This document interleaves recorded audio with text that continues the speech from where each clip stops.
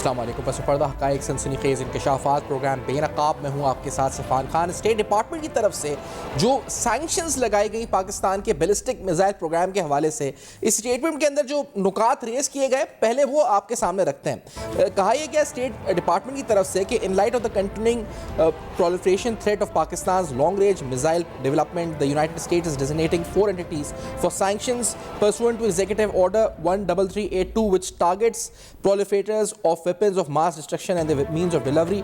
अब यहाँ पर जो जिन 4 कमर्शियल एंटिटीज़ का तस्करा किया गया उसमें पहली जो एंटिटी है वो नेशनल डेवलपमेंट कॉम्प्लेक्स NDC है, that is located in Islamabad. और इसके बारे में कहा गया कि Pakistan has work to acquire items in furtherance of Pakistan long range ballistic missiles programme including special vehicle chassis intended to be used as launch support equipment for ballistic missiles and missile testing equipment. The United States assesses NDC is responsible for Pakistan's development of ballistic missile। और specifically जो यहाँ पर तस्करा हुआ है statement के अंदर including the Shaheen series ballistic missiles. तो ये NDC के ऊपर जो इस्लामाबाद में लोकेटेड है ये जो सैंक्शन लगाई गई उस शाहीन बैलिस्टिक मिसाइल के हवाले से लगाई गई। पाकिस्तान का मौक़िफ़ इस पर क्या है?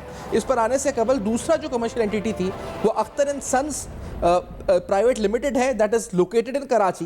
Pakistan has worked for NDC और उस कंपनी पे इल्ज़ाम उन्होंने लगाया जी कि उस कंपनी ने भी NDC के लिए काम किया जो एक गवर्नमेंट एंटिटी है to supply a range of equipment to Pakistan long range ballistic missile programme. और 2 और कंपनियां जिसमें एफिलिएट्स इंटरनेशनल वो भी कराची में लोकेटेड है। उस पर यह कहा जी कि उन्होंने प्रोक्योरमेंट को फैसिलिटेट किया मिसाइल एप्लीकेबल आइटम्स के हवाले से। और रॉक साइड इंटरप्राइजेज जो कि कराची में लोकेटेड है और उन्होंने भी NDC के साथ काम किया to supply a range of equipments to Pakistan long range ballistic missile programme. अब ये जो स्टेट डिपार्टमेंट है US का उसकी स्टेटमेंट को मुख्तलिफ सियासी रंग फिर से दिए गए। हम जानते हैं यहाँ पर एक ख़ास तबका जो डोनाल्ड ट्रंप से उम्मीदें लगा के बैठा हुआ है वो समझता है कि ये मौजूदा हुकूमत के ख़िलाफ़ रिलीज़ इमरान खान और इस तरह के ट्वीट्स के बाद शायद वो रिलीज़ हो जाएंगे या अमरीकी दबाव है और वो इस पूरे मामले को इसी सिलसिले की कड़ी जोड़ रहे हैं, यानी इसी सिलसिले से जोड़ रहे हैं कि ट्रंप के आने के बाद और ये सब कुछ। और लेकिन इसका एक पस मंज़र है, ये प्रेशर नवंबर 2021 यानी जब इमरान खान बानी PTI की खुद हुकूमत थी उस वक्त से स्टार्ट हुआ था।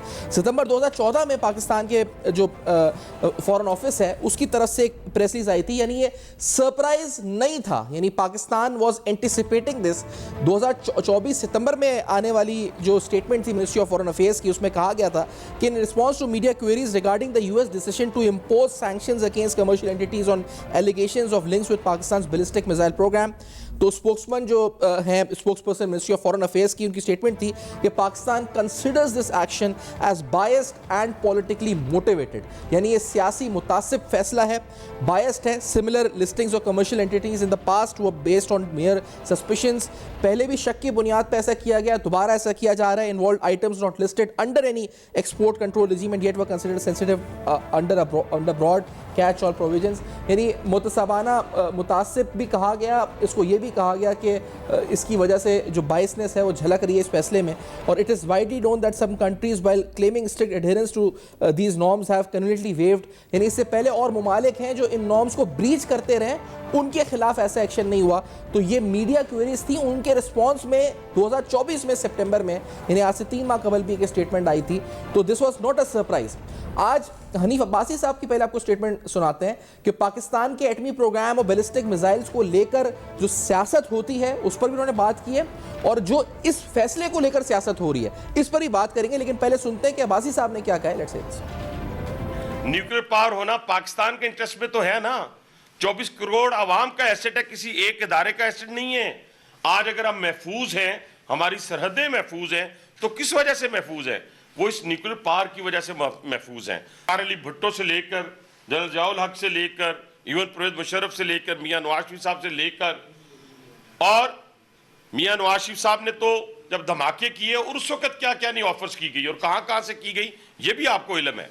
वो जो आपका कैलिफोर्निया प्लान है उसके जरिए ये कहा गया कि हम आपको दोबारा हुकूमत में भी लेके आएंगे, आपसे सारी बातें भी करेंगे, लेकिन उसके लिए आपको ये इक़दाम करने पड़ेंगे। और ये सारी कमिटमेंट्स जो है, यानी हमारे न्यूक्लियर प्रोग्राम को रोल बैक करना, उस पर बैन लगाना, ये सारी चीज़ें, क्योंकि ये ताने बाने, क्योंकि जब आप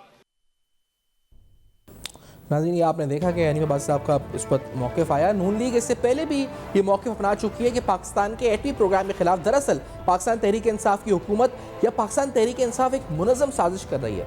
उसकी नज़रों में खटकता है या पाकिस्तान के दुश्मनों के नज़रों में खटकता है ये एटमी प्रोग्राम। और आज भी इस फैसले के बाद बहुत से लोग शायद इस पर भी जश्न मना रहे हैं, और पाकिस्तान तहरीक इंसाफ और ख़ास तौर पर उसके फॉलोअर्स, क्योंकि उनके नज़दीक ये उनकी अचीवमेंट है जो उन्होंने अमेरिका को पाकिस्तान की, वही एब्सोल्युटली नॉट गुलामी नामंजूर वाला बयानिया धज्जियां उड़ाते हुए उसके आज इसके हक में बोल रहे हैं। पाकिस्तान के फॉरेन ऑफिस का जो उस पर मौक़िफ़ आया वो भी आपके सामने रखते हैं। पाकिस्तान के फॉरेन ऑफिस ने कहा है जी कि Pakistan considers the US decision to impose sanctions on NDC and 3 commercial entities, यानी जो 3 कमर्शियल और एक गवर्नमेंट एंटिटी है NDC, as unfortunate and biased, यानी मुतासिब फैसला है। Pakistan strategic capabilities are meant to defend its sovereignty and preserve the peace and stability in South Asia.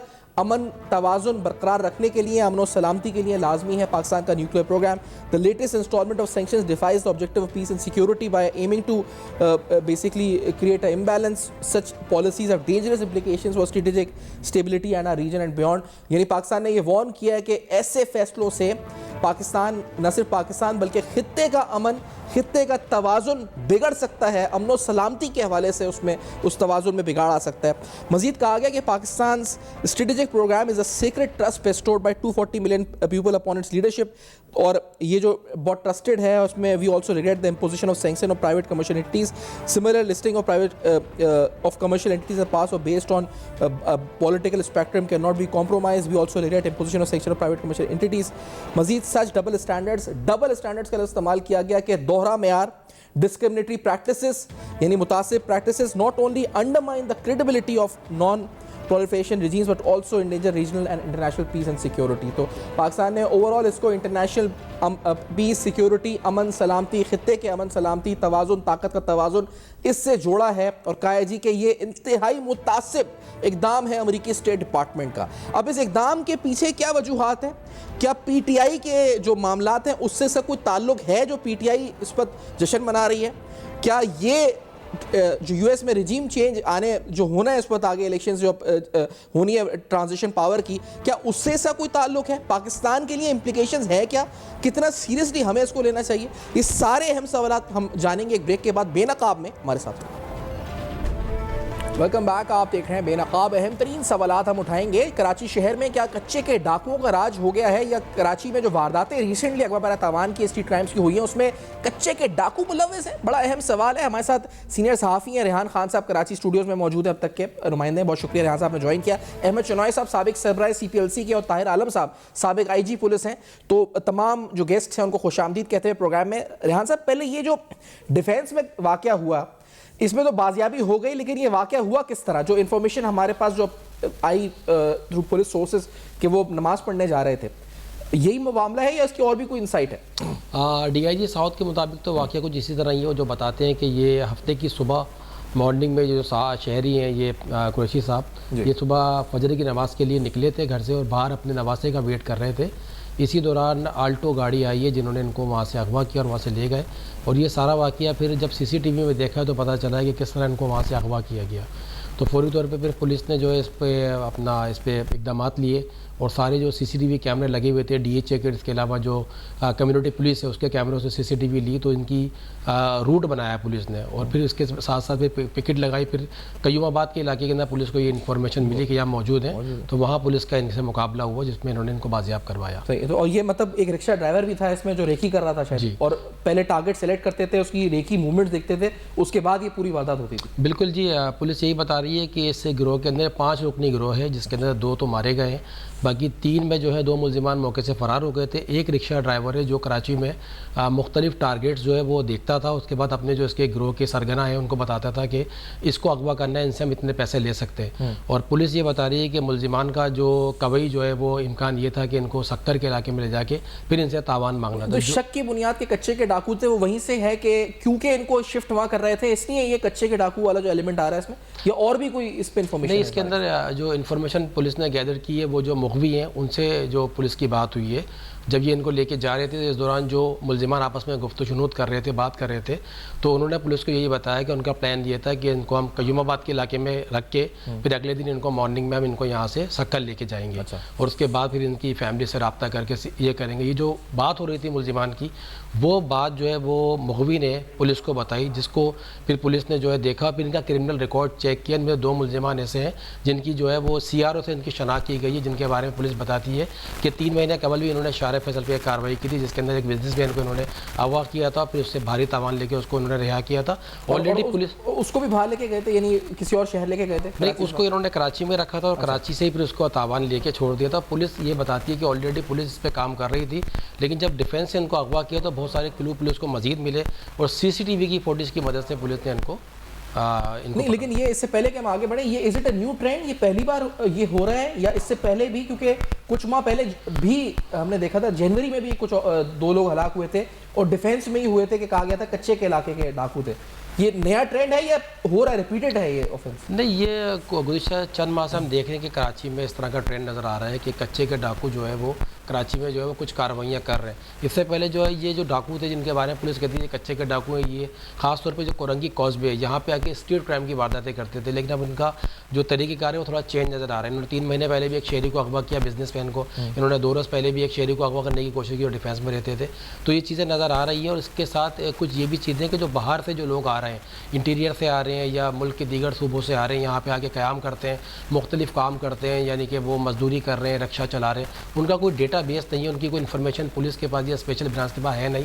फिर यही लोग फिर ये क्रिमिनल एक्टिविटी करते हैं या फिर मुखबरियाँ करते हैं, जिसकी बुनियाद के ऊपर जो मेन स्ट्रॉन्ग जो सरगना है फिर वो कार्रवाई करके अगवा करते हैं या स्ट्रीट क्राइम की वारदातें करते हैं। चाहिए। और ताहिर आलम साहब, आपके नज़दीक क्योंकि ये कितना कंसर्निंग और अलार्म बेल्स हैं for all the law enforcement, ये पहले भी वाकयात रिपोर्ट हुए हैं, लेकिन क्या कच्चे के डाकू हमारे अर्बन में पेनिट्रेट कर चुके हैं और बड़े अच्छे नेटवर्क के साथ पेनिट्रेट कर चुके हैं? What is your analysis on this Tahir साहब, इस वारदात को देखते हुए?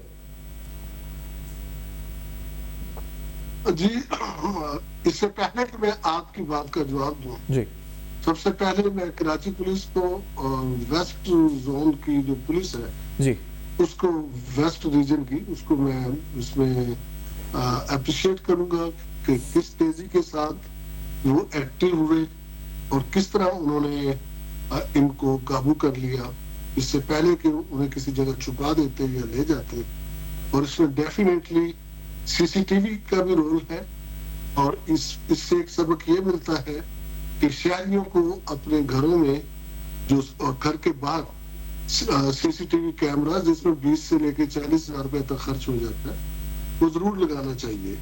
और इसके साथ साथ जो हमारा सेफ सिटी का प्रोग्राम तो कराची में नहीं लग सका जैसा कि लाहौर इस्लामाबाद में है, लेकिन जब तक वो नहीं है, अगर वो होगी तब भी ये CCTV की अफादियत को हम कम नहीं कर सकते।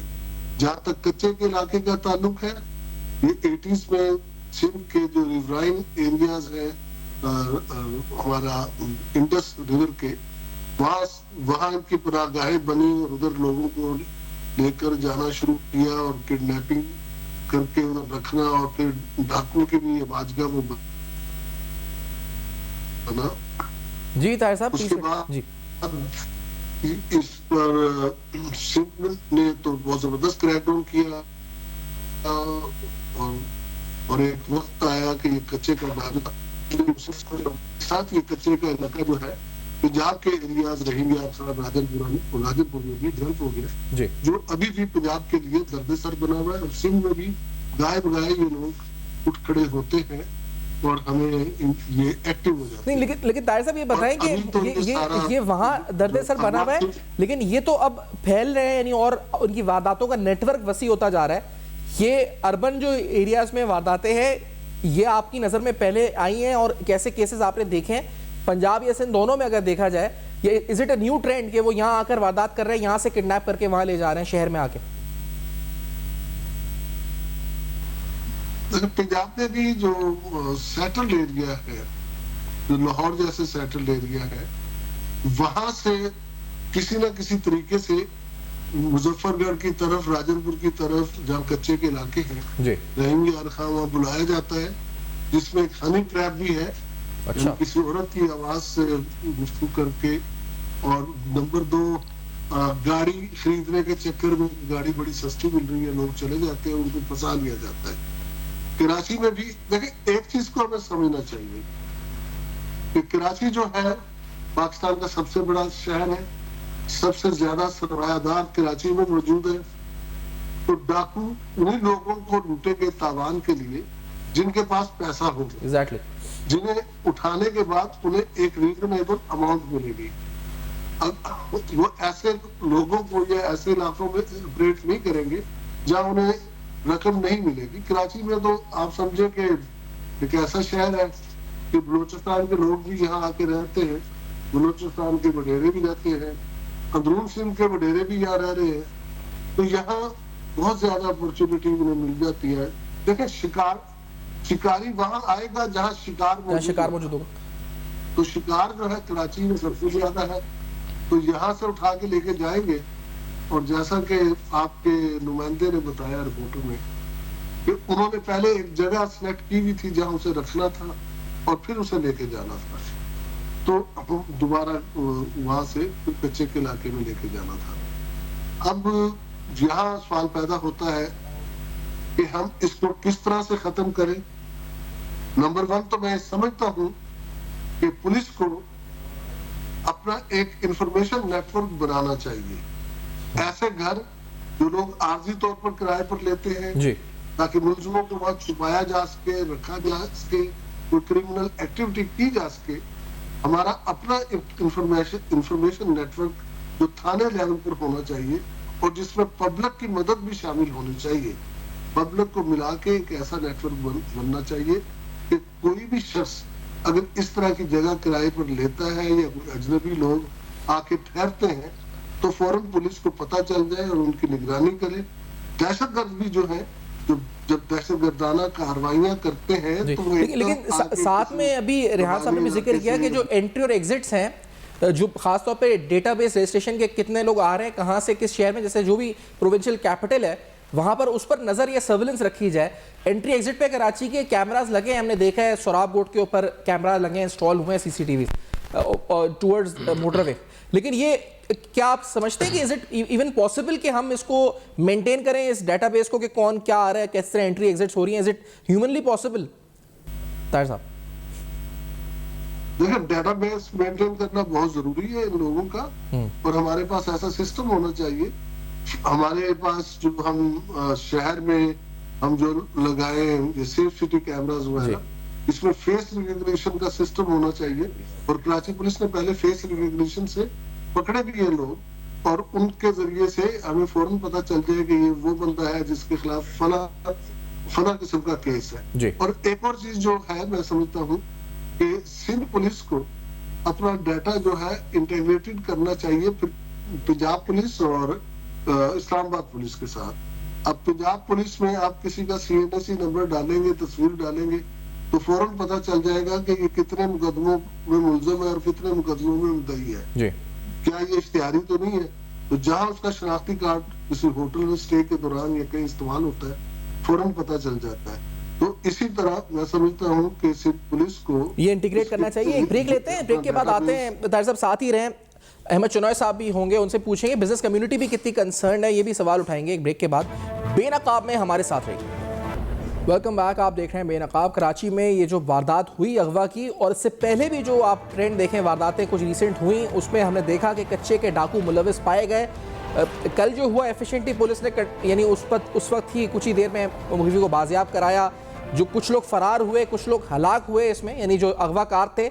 लेकिन एक ट्रेंड नज़र आया कि शहर में जो कच्चे के डाकू हैं वो एक्टिव हो चुके हैं पेनिट्रेट कर में कराची के खास तौर पे डिफेंस में या उन इलाकों में जहाँ हाई नेटवर्क इंडिविजुअल्स रहते हैं। अब इन वारदातों को रोकना कैसे है, ये अहम तरीन सवाल है, और किस तरह अपनी डिटरेंस को हमें रेंजर्स को, पुलिस को दोबारा बनाना पड़ेगा। बहुत से इलाकों में हमने देखा है चेक पोस्ट नजर आती हैं, लेकिन वो डिटरेंस जो 2015 में नजर आती थी शायद वो अब नजर नहीं आती। वजह क्या है कि वो खौफ नजर नहीं आता मुजरिमों में, खासतौर पर स्ट्रीट क्राइम्स की जब बात करते हैं। यहाँ से डेटाबेस की बात भी हुई, ये खौफ की बात भी हुई। ये डेटाबेस तो पहले बताएं कि ये किसकी जिम्मेदारी है पहले बुनियादी तौर पे कि ये डेटाबेस मेंटेन करे, कौन मेंटेन करेगा ये?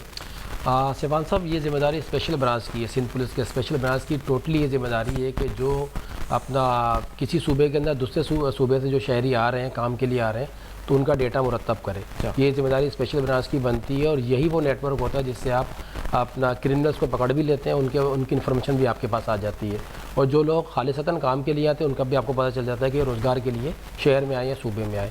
तो काफ़ी अर्से से हम देख रहे हैं कि स्पेशल ब्रांच अपना काम नहीं कर रही है, जिसकी वजह से हम देख रहे हैं कि इस तरह की चीज़ें जो है वो देखने में आ रही हैं कि मुलजिमान आते हैं, यहाँ पे रुकते हैं, मुख्तलिफ़ कच्ची आबादियों के अंदर जो है वो बैठे होते हैं, फिर वो कार्रवाइयाँ करके चले जाते हैं। और यही नहीं, बड़े बड़े जिसे कहते हैं हादसात भी और वाक़यात भी हम देख रहे हैं जिसके अंदर बम ब्लास्ट वगैरह हैं, उसके अंदर भी ये दहशतगर्द आते हैं, कई दिनों तक कराची में क़याम पजीर होते हैं, होटल्स में रुके हुए होते हैं और स्पेशल ब्रांच के पास जो है कोई इन्फॉर्मेशन नहीं होती और नहीं होती है, ना कोई डेटाबेस मेंटेन होता है। ये गफलत है, नाअहली है। अहमद चौधरी साहब आप साथ मौजूद हैं, ये बताएं सर, ये जो वाकया हुआ एग्जैक्टली सेफ सिटी इंस्टॉल्ड है मस्जिद आयशा के बिल्कुल सामने डिफेंस में, और कुछ और इलाकों में भी हुआ है।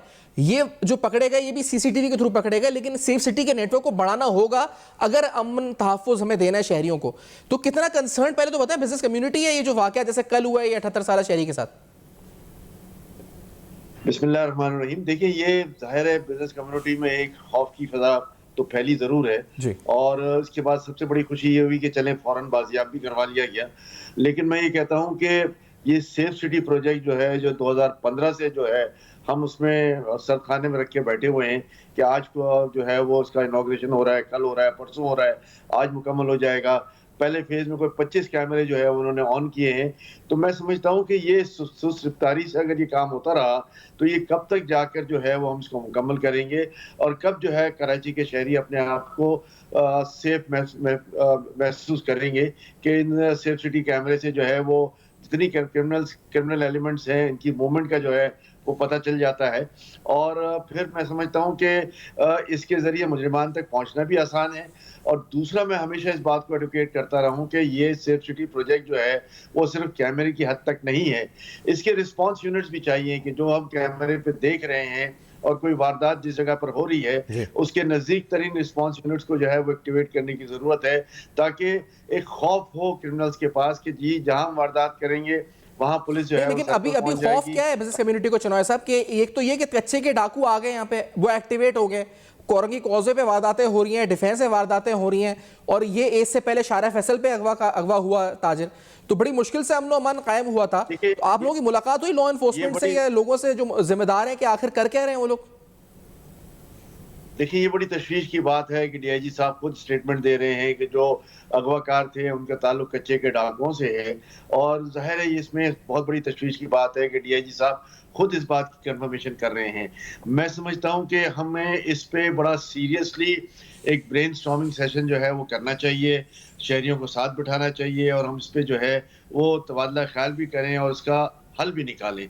देखिए, लॉ एनफोर्समेंट एजेंसीज का काम जाहिर है इस शहर की हिफाजत करना है, लेकिन शहरियों का कोऑपरेशन जो है वो हर सूरत पे ज़रूरी है, हर एंगल पे ज़रूरी है।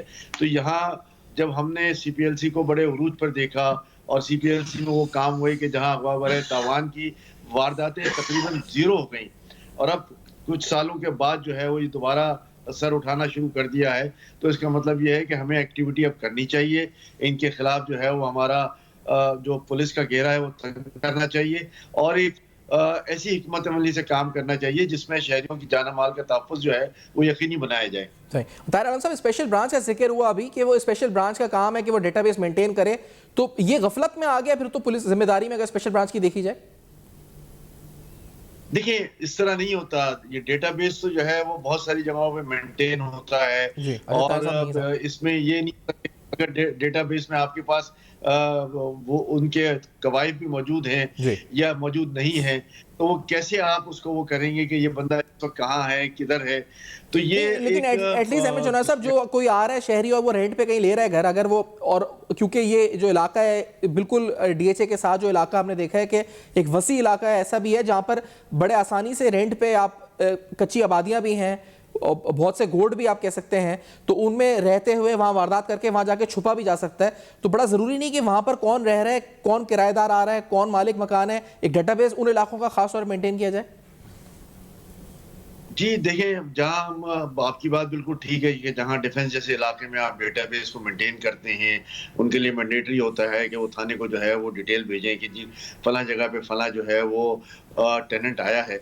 इसी तरह इन छोटे-छोटे इलाकों में जिसको हम सेमी कच्ची आबादियाँ कह लें, इन सेमी कच्ची आबादियों में भी जो है वो इस डेटाबेस को मैनेज करने की, मेंटेन करने की ज़रूरत है, क्योंकि यही जो है कच्ची आबादियाँ ये क्रिमिनल्स की आमाजगाह हैं और वहाँ पर रुकना, ऑपरेट करना, वहाँ से वापस आ जाना बहुत आसान है कंपैरेटिवली। और हमने ये अगर डेटाबेस मेंटेन नहीं किया तो कराची का एक वसीतर इलाका जो है वो इस सेमी कच्ची आबादी का टाइप का है, और इस वसीतर इलाके को जो है वो हमने हर वक्त मैनेज भी करना है, कंट्रोल भी करना है, और वहाँ पर भी जो है वो सेफ सिटी प्रोजेक्ट की जो है वो एक्सटेंशन होनी चाहिए ताकि उधर से भी जो लोग आ रहे हैं, जा रहे हैं, उनकी कड़ी निगरानी की जा सके। सही। और सेफ सिटी के लिए रेहान साहब क्या कहाँ मामला रुका हुआ, क्या है रुकावट, क्या है? फेज 1, फेज 2, फेज 3, फाइनली कब ये पूरे शहर में जाल फैलेगा ये कैमरास का? मजबूत तौर पे जो है कराची में 10,000 कैमरे लगा रहे हैं इनको। फिलहाल तो अभी इनिशियल तौर पे 100 बता रहे हैं कि कैमरे लग गए हैं जी। 2015 में जो है जब उस वक्त IG सिंध थे AD ख्वाजा साहब, उन्होंने हुकूमत सिंध को लेटर लिखा था कि कराची में स्ट्रीट क्राइम और दीगर क्राइम को रोकने के लिए और डेटा मुरतब करने के लिए सेफ सिटी प्रोजेक्ट लाना ज़रूरी है। खैर वो काफ़ी हद तक 7-8 साल 10 साल तो ऐसी जो है वो नहीं हो सका काम। अभी इस साल इस पर काम शुरू हुआ है तो फेज़ 1 इसका आ गया, जिसके अंदर जो है मजबूत तौर पर 10,000 कैमरे लगेंगे। सुपर हाईवे है, नेशनल हाईवे, एंट्री और एग्जिट जो हमारे पॉइंट्स हैं वहाँ पे लगना शुरू हो गए और ख़ास पॉइंट्स के ऊपर लगना शुरू हो गया। थोड़ा सा टाइम लगेगा, 2 साल का ये प्रोजेक्ट है, लेकिन इंशाल्लाह ताला जो हमारी बात हुई है ऑफिशियल जो बता रहे हैं कि 2 साल में इसको कंप्लीट कर लेंगे। सही। तारिक साहब आप भी हमें बताइए, क्योंकि ख़ास तौर पे जो स्ट्रैटेजी है वो क्या होनी चाहिए लॉ इन्फोर्समेंट की, और जो स्पेशल ब्रांच है ये क्या उसका किरदार है डेटाबेस मेंटेन करना? आपके नज़दीक किसकी बुनियादी जिम्मेदारी, कहाँ गफलत है कि डेटा मेंटेन नहीं हो रहा रेंट का, और ख़ास तौर पर जो आ रहे हैं लोग उनका?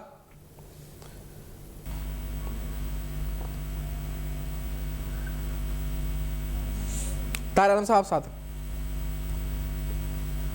तारिक आलम साहब जी तारिक साहब क्या पूछा आपने? कुछ आवाज तारिक साहब ये किसकी बुनियादी जिम्मेदारी है कि वो डेटा मेंटेन करे किराएदारों का, और जो इस वक्त लोग आ रहे हैं और खास तौर पे जो इन्फ्लक्स हो रहा है रूरल अर्बन, उसको कौन बुनियादी तौर पे जिम्मेदार है?